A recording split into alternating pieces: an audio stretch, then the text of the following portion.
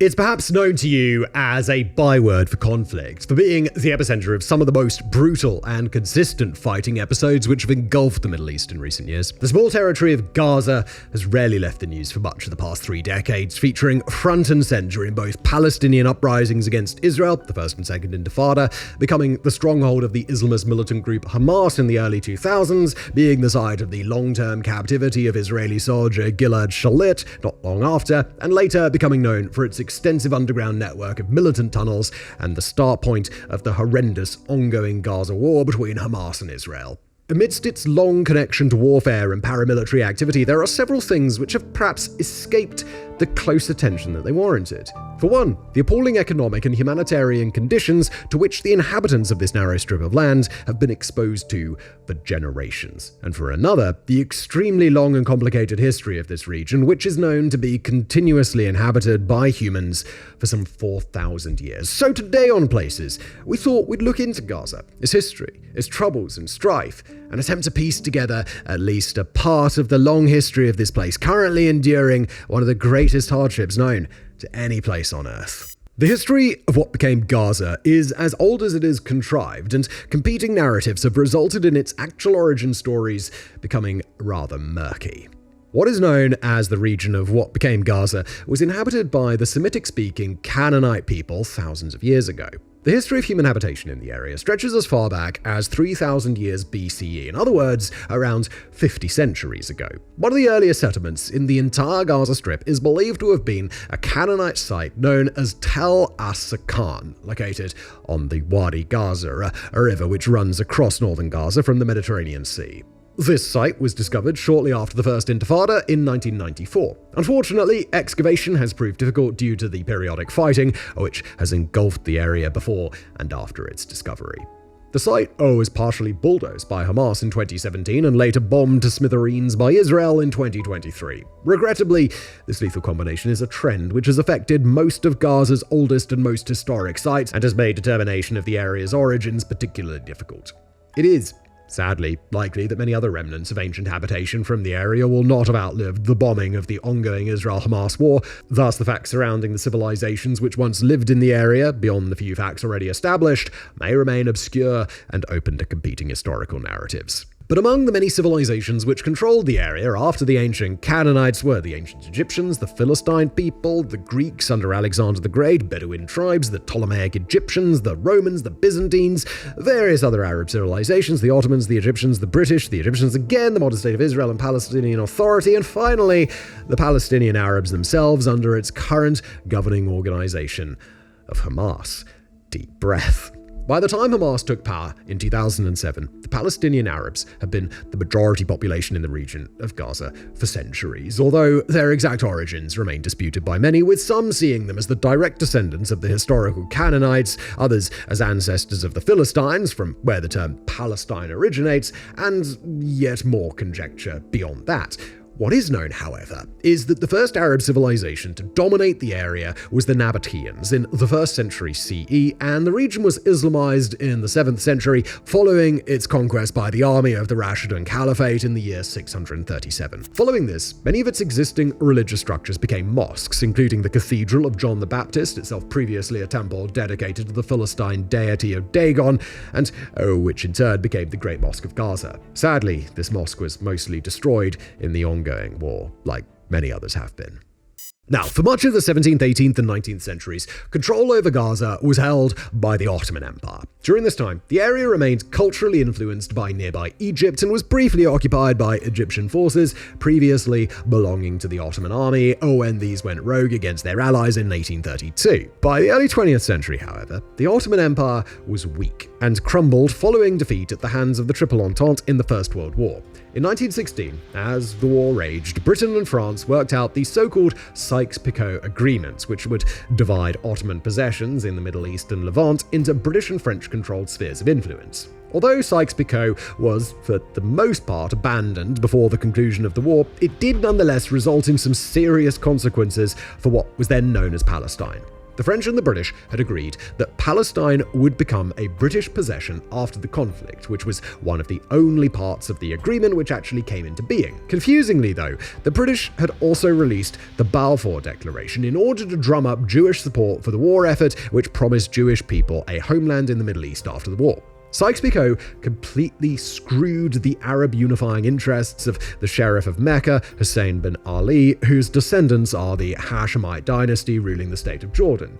Bin Ali had been promised by Britain an empire stretching from the southern tip of the Arabian Peninsula all the way up to Syria, including Palestine, in return for his support against the Ottoman forces. Bin Ali's forces had held to the agreement and begun a successful uprising which became known as the Arab Revolt, which helped hasten the defeat of the weakened Ottomans in the Middle East. But Sykes-Picot would cut the territorial spoils of the revolt by a third, and what Bin Ali ultimately ended up with was an even smaller territory still, known as the Hejaz, which was then conquered by the Saud dynasty in 1925, and this led to the establishment of modern-day Saudi Arabia. Relations between the Saudi and Jordanian ruling families have often remained understandably tense ever since.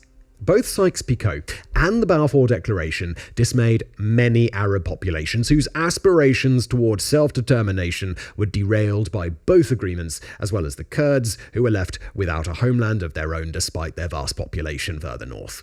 The litany of conflicting agreements eventually led to a 1920 League of Nations proposal known as the British Mandate for Palestine, which ensured British oversight over all of Palestine until 1948. Meanwhile, the Balfour Declaration and rising anti-Semitism in Europe, combined with the advance of so-called Zionism, saw Jewish immigration to Palestine increase in the years around and after the First World War.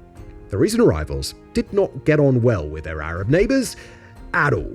The new living arrangements quickly led to a series of atrocities and massacres, beginning with the Battle of Tel Hai in 1921, where 8 Jews and 5 Arabs died, and spiraling further with the Jaffa riots that same year, the Hebron massacre in 1929, and many more instances thereafter. In response to the perceived threat posed to them, the Jewish arrivals set up paramilitaries known as the Irgun and Haganah, which in turn committed atrocities against the Arab Palestinians. The massacres gained pace in the 1930s and 40s, with hundreds of Jewish and Arab deaths. This situation was ripe to explode, and would only get worse as the years of the mandate wound to a close.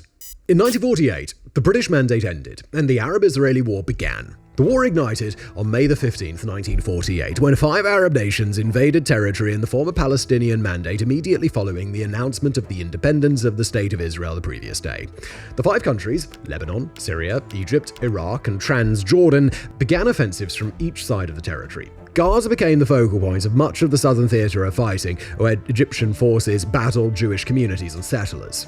Gaza had remained largely free from the rising intercommunal violence, although Jewish populations in the area there were small, and the area remained, therefore, mostly uniformly Arab. Gaza emerged for the first time as a map-recognized region in 1948, when the UN proposed a clumsy partition plan for Palestine, designating an area, including the modern Gaza Strip and some parts of the Negev Desert, for the Palestinian state. But violence would come to the area soon enough, as the Egyptian army sought to gain a foothold by seeking to overturn strategic Jewish settlements in Gaza and the Negev. Egypt's assault targeted both Kibbutz Kfar Darom, close to Gaza City, and Kibbutz Nirim, which lay 7 kilometers from the modern Gaza Strip, and which would later be the site of a fresh assault by Hamas fighters during the October 7th attacks. But the Egyptians were held off by resolute Jewish defense, and the offensive failed. Kfar Darom was eventually claimed by the Egyptians, who then moved northward through Gaza toward the city of Ashkelon. But the combined Arab armies were unsuccessful in overcoming the Jewish paramilitaries, with support from the West and armaments from the Eastern Bloc, and the Arab-Israeli War concluded in March 1949 with the establishment of an independent Israeli state. The territory of the state exceeded that which had been proposed by the UN partition plan, but did not include either the modern West Bank, which came under Jordanian administration, or the Gaza Strip, which emerged for the first time in its current territorial guise, and which for now was under Egyptian control. The consequences of the war for the entire region were absolutely massive. Economically, politically, territorially, everything was affected. Around 750,000 Palestinians became refugees, and many of their former villages in what was now Israel were erased or resettled by Jewish communities. Hundreds of thousands fled to refugee camps in neighboring countries, and many also fled to the West Bank and to Gaza. The Gaza Strip, now a patch of land similar in size to the Caribbean island of Grenada and with a pre-war population of around 200,000 people, grew incrementally in population size as it entered Egyptian control. This control continued for almost the next 20 years. Alright, now at this point in the video, it is important to focus on the dire economic consequences that all this upheaval had wrought on the people of Gaza. Perhaps contrary to the perceptions of some, it is not that Gaza was never economically flourishing. British traveller Edward Robinson, writing in the 1830s, described Gaza City as both greater in size than Jerusalem and much more prosperous. But as with any conflict zone, the Arab-Israeli war hit the economic interests of Gaza hard, not least because it now found itself hosting thousands of refugees. To add to this, the Gaza Strip shared a frontier mostly with the State of Israel, with which it had no economic relations. With the Palestinian Authority not yet in existence, the Strip was dependent on the stewardship of Egypt, itself a poor emergent country with its own great challenges in looking after its vast domestic population. Gaza languished in relative impoverishment for most of the 1950s and 60s, during which time peace in the area remained brittle and a new war remained permanently on the horizon. And that's exactly what came on the 5th of June, 1967. That year, as Arab coalition forces amassed for what seemed like a major attack, a preemptive counter by Israel resulted in the Six-Day War and a decisive military victory for Israel. Israeli forces managed to sweep into territory held by neighboring countries, going on to seize the Sinai Desert from Egypt, the Golan Heights from Syria, as well as the symbolically important West Bank and East Jerusalem from Jordan. It also claimed the Gaza Strip, which, unlike the Sinai to the east, was not returned to Egypt after the end of hostilities. Gaza was now in Israel's hands. For many Israelis, especially the devout ultra-Orthodox community and religious Zionists, Gaza was a prize. It was part of the biblical land of Eretz Israel, and also part of the envisioned Jewish state put forward by Theodor Herzl's Zionist organization to the 1919 Paris Peace Conference. Even for moderate and secular Israelis, control of Gaza was highly symbolic. It was, after all, the site of stiff Jewish resistance against Egyptian forces in 1948, such as the famous battles at Kfar Darom. Israel soon began building settlements in Gaza, including the re-establishment of the abandoned Kfar Darom, which became a military outpost and later a kibbutz once more. The settlements became buttresses against Palestinian freedoms and impacted on the liberty of movement of the people of Gaza, as well as their economic interests. However, the Israeli occupation did at least allow Palestinians to take some jobs in Israel under strict conditions. This led to around 44,000 Gazan workers doing so by 1992, according to figures by the Middle East Research and Information Project, with many working illegally or low-paid jobs and having to receive special permits to cross the border every day. This new reality continued for around a quarter of a century, when new hope appeared in 1994 with the signing of the Oslo Accords, which meant that Gaza would now enjoy a relative autonomy under the newly established Palestinian Authority. But that new hope failed to result in economic prosperity of any kind. The conditions in Gaza under the Palestinian Authority did not improve, and perhaps as much as 50% of the Gazan workforce was unemployed by the late 2000s. Gaza became highly dependent on humanitarian aid, which began flowing in from the UN, the US, the European Union, and Palestinian communities abroad. The UN has been involved in the conflict to some degree for much of the last century, and unfortunately, its intervention could be seen as broadly unhelpful. It was the League of Nations, precursor to the UN, which ratified the parameters of the British Mandate for Palestine in 1922, during which very little peace was achieved, and which set a time limit on satisfactory resolution, which ultimately also wasn't achieved. The UN, in one of its first actions as a fully established entity, proposed this mess of a map for a two-state partition of Palestine, a plan which was not accepted by the Palestinians and which may not have worked even if it had been, due to its patchwork nature. The partition plan was roundly abandoned in the wake of the 1948 war. And since 1948, the UN has continuously classified displaced Palestinians as refugees, something that remains the case for their descendants. In other words, even the third generation of displaced Palestinians remain refugees in the eyes of the UN, the only ethnic group in the world for whom this is the case, despite the myriad other conflicts resulting in large amounts of displaced people. The UN's other governing body for refugees, the UNHCR, makes no mention of the transferability of refugee status to descendants in either its 1951 Convention or 1967 Protocol, and allows for the extension of refugee status only to the immediate members of the claimant's family. What this has meant is that persons of Palestinian origin, born and raised in nearby countries whose parents were born and raised in those countries, can still be officially classified as refugees by UNRWA. This is something which has resulted in the number of official Palestinian refugees ballooning to almost 6 million in 2019 from the initial 750,000 who were expelled from their homes in 1948. The status has meant that the UN continues to support these refugees from its budget, and the measure arguably even relieves hosting countries from having to properly integrate the Palestinian communities into their own societies, where they continue to live in refugee camps in Lebanon, Jordan, and Syria. Inheritance of refugee status is also patrilineal, meaning that it is through the father's descendants alone that the UN recognizes individuals as Palestinian refugees. Moreover, the UN established the United Nations Relief and Works Agency for Palestine Refugees in the Near East, or UNRWA, in 1949, an organization which has been consistently dogged by allegations that its members played a role in tacitly supporting instances of Palestinian militant actions and even in the murders and kidnappings committed on October the 7th. UNRWA has also faced accusations that its sites have been used as holding locations for militant weaponry, Hamas fighters, and some of the hostages taken on October 7th.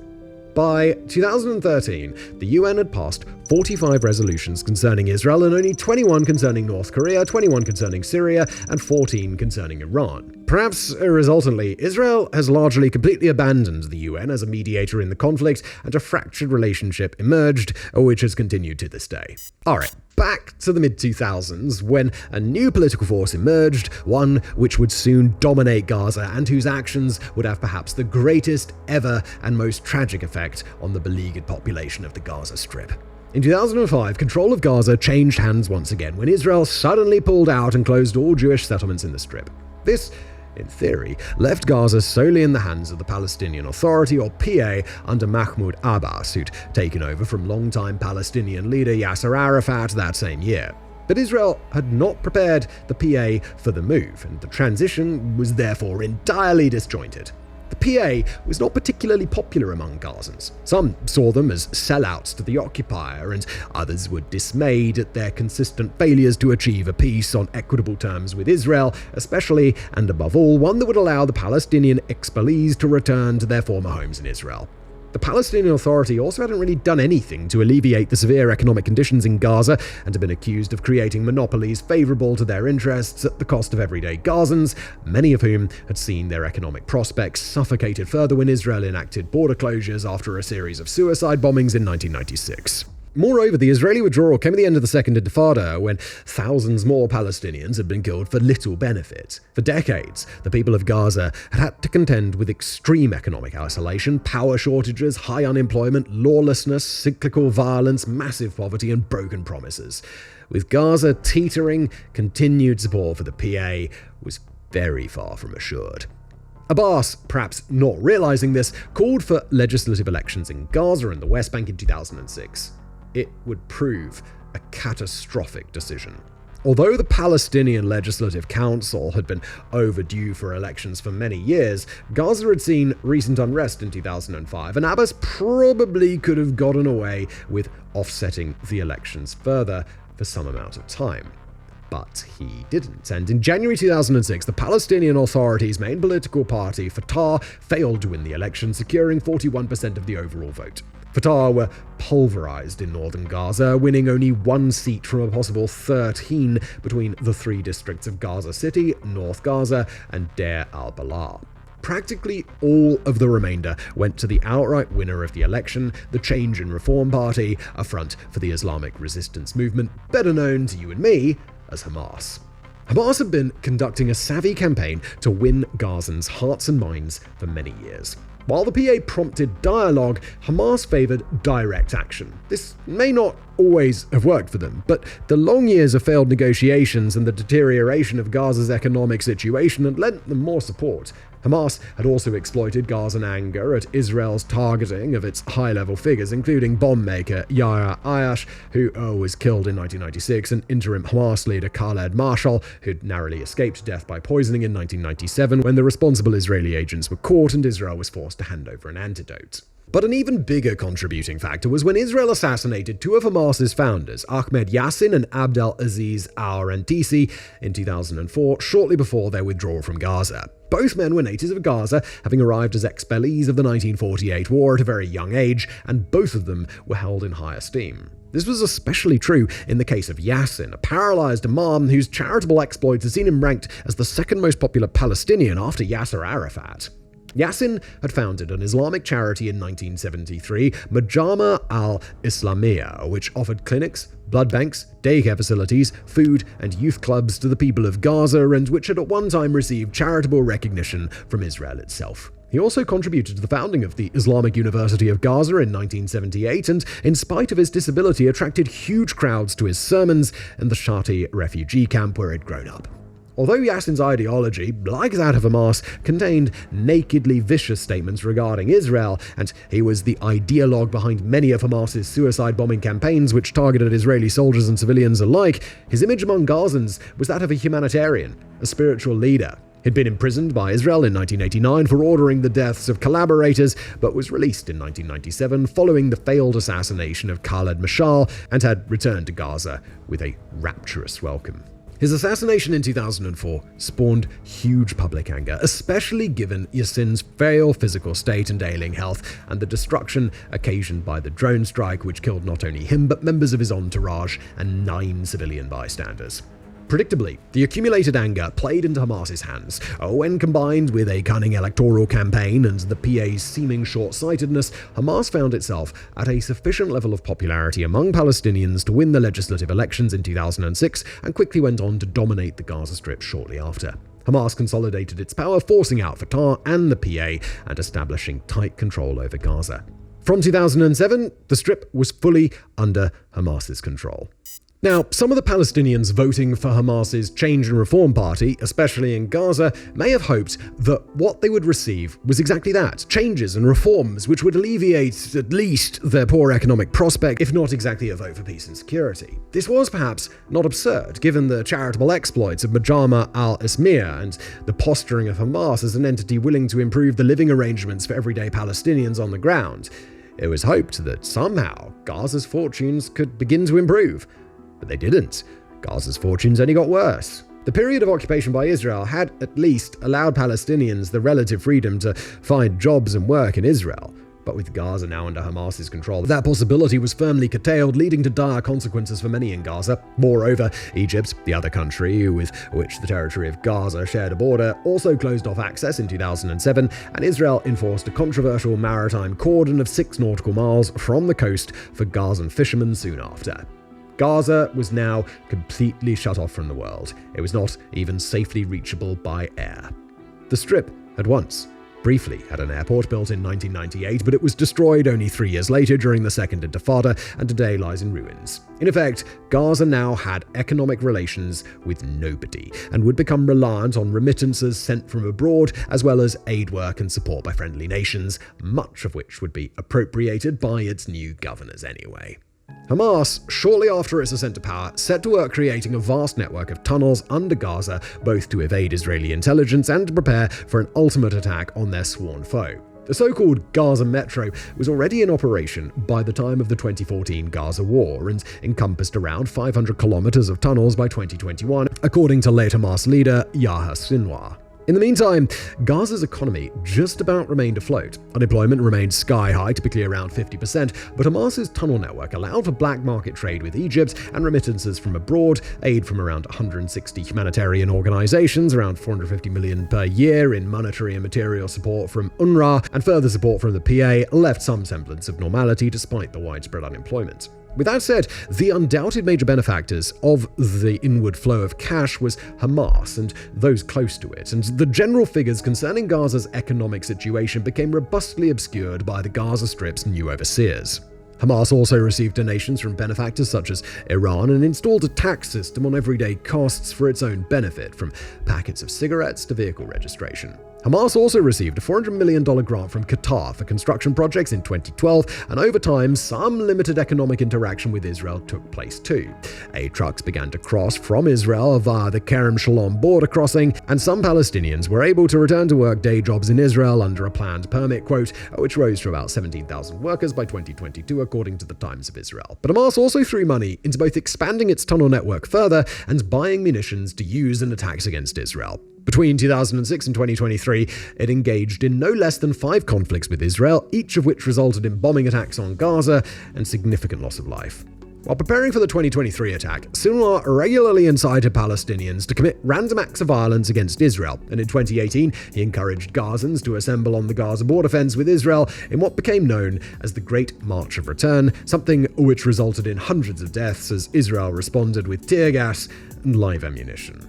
And Gaza's relative economic survival would not last. By the early 2020s, especially following the COVID-19 downturn, Gaza's economy began to tank once again. The summer of 2023 saw rare economic protests occur in Gaza City and Khan Yunis, both of which were cracked down upon by Hamas's security apparatus. But all this was immaterial, as something far more significant was by now brewing, something which would devastate Gaza immeasurably, unlike anything which had done so before.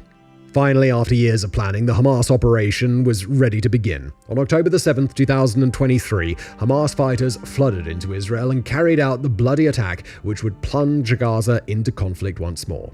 Only this time, the conflict would lay waste to the ancient land, practically in its entirety.